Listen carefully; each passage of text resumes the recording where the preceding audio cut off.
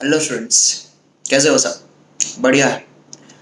आज वापस एक सर्कुलर आया है जीटीयू की ओर से एग्ज़ाम कंडक्ट होने का। वापस मैंने बोला ना कि सबके वापस मैसेज स्टार्ट हो गए कि सर क्या होगा, कैसे होगा। तो मैं वापस एक वीडियो डिटेल में बनाना चाह रहा हूँ। आई होप कि आपके सारे डाउट क्लियर हो जाएंगे। ओके, नंबर वन कि बी या बीटेक में फाइनल सेम की एग्ज़ाम होगी। ओके, डिप्लोमा में फाइनल ईयर की एग्ज़ाम होगी, बी फार्म में फाइनल ईयर की एग्ज़ाम होगी। ओके, और पीजी कोर्स जितने भी हैं उसमें सारे सेमेस्टर की एग्ज़ाम होने वाली है। पीजी कोर्स जितने भी है उसमें सारे सेमेस्टर की एग्ज़ाम होने वाली है। और सारी जो एग्ज़ाम है it will be theory based. आपकी जो एग्ज़ाम होगी वो इस बार क्लियर लिखा है, नो ऑनलाइन एग्ज़ाम, कोई ऑनलाइन एग्ज़ाम नहीं होगी। आपकी जो भी एग्ज़ाम होगी वो क्या होगी, थियरी बेस्ड आपकी एग्ज़ाम होगी। और ख़ास करके कि जो रिमेडियल वाले बच्चे हैं, ओके, किसी भी सेम में आपका अगर रिमेडियल है तो उनकी एग्ज़ाम कंडक्ट होगी होगी और होगी।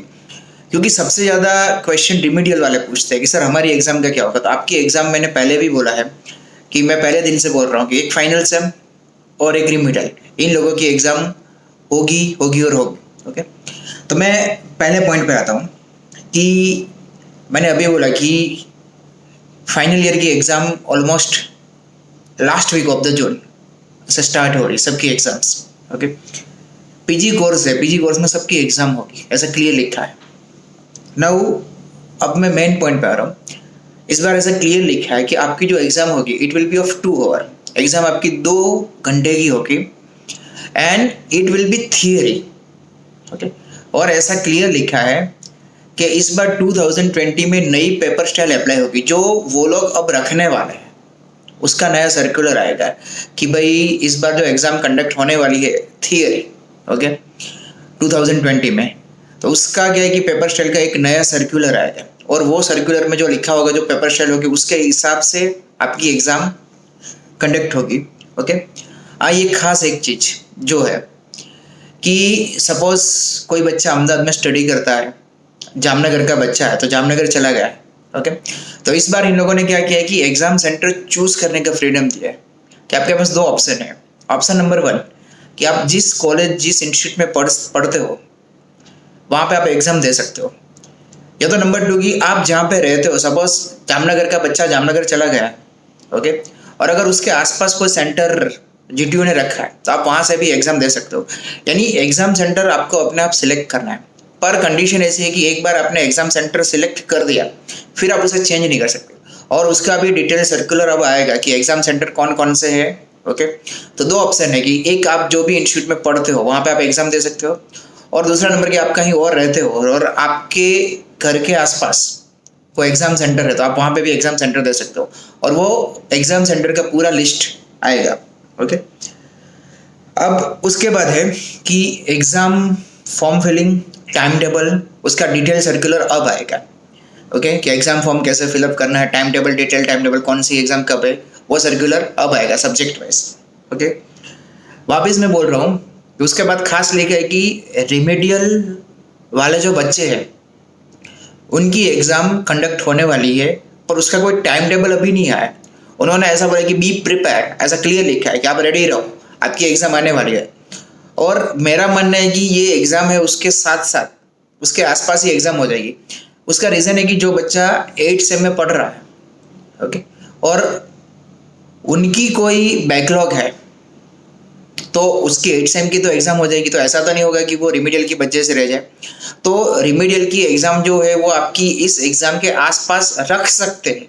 मैंने ऐसा नहीं बोला कि रखा है, रख सकते हैं, उसका सर्कुलर आएगा, पर मेरा मानना है कि उसके आसपास ही रिमीडियल की एग्ज़ाम होगी। तो रिमीडियल वाले खास बी प्रिपेयर ऐसा लिखा है कि आपकी एग्ज़ाम कंडक्ट होगी और कब होगी उसका सर्कुलर आएगा। ओके, ऐसा नहीं है कि आपकी एग्जाम दिसंबर में कंडक्ट करेंगे। कई लोग बच्चे ऐसा बोलेंगे नहीं दिसंबर में ही हमारे तो कंडक्ट होने वाली। मैं ऐसा भी नहीं बोल रहा हूँ कि नहीं होने वाली, पर मुझे जहाँ तक अंदाजा है और जीटीयू का जहाँ तक ख्याल है कि नहीं 8 सेम का बच्चा है उसकी बैकलॉग जल्दी क्लियर होनी चाहिए, तो इनके साथ साथ या तो इनके बाद तुरंत रिमीडियल की एग्जाम कंडक्ट कर सकते हैं। ओके, उसके बाद है कि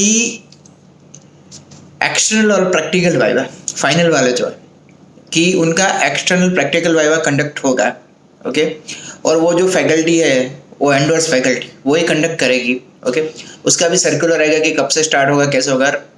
वो ऑनलाइन भी हो सकता है, ऑफलाइन भी हो सकता है, उसके बारे में डिटेल अभी नहीं बोला है। ओके, फिर हाँ, एक ये क्वेश्चन कि जब ये मास प्रमोशन का आया था सेकंड 4 6 सेम, ओके, तो कई बच्चों ने मुझे बोला था कि सर हमारा तो अगला जो सेम है उसमें हमारी बैकलॉग है, 5 बैकलॉग है, 4 बैकलॉग है।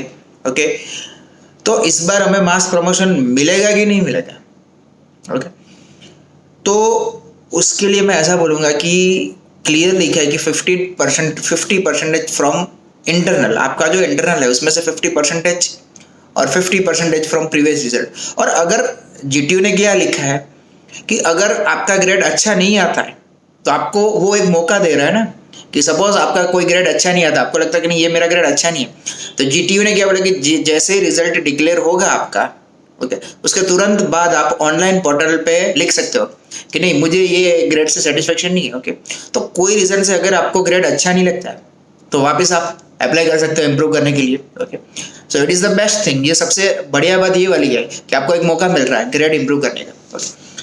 उसके बाद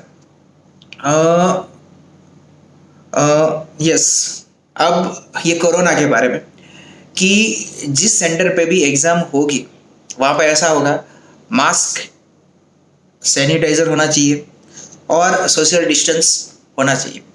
ये जीटीयू क्लियर देखेगा। फिर नो मास्क नो एग्ज़ाम, अगर बच्चा मास्क नहीं पहनेगा तो उसको एग्ज़ाम सेंटर में एंट्री नहीं मिलेगी। एंड लास्ट थिंग कि अगर कोई भी बच्चे को सपोज ना करे और कोरोना हो गया है, ओके, तो वो बच्चे को क्या करना है कि अगर एग्ज़ाम ड्यूरेशन उसको कोरोना हो गया एग्ज़ाम से पहले, तो उसको क्या करना है कि गवर्नमेंट हॉस्पिटल से उसका सर्टिफिकेट लेना है, सबमिट करना है। तो क्या होगा कि जीटीयू आपकी एग्ज़ाम आफ्टरवर्ड अलग से कंडक्ट करेगी, ऐसा जीटीयू ने बोला है। ओके, तो ये सारे हैं आपके क्वेश्चन के आंसर। आई होप आपका क्लियर हुआ होगा और आप कम मैसेज करोगे मुझे। Okay, so it's for you.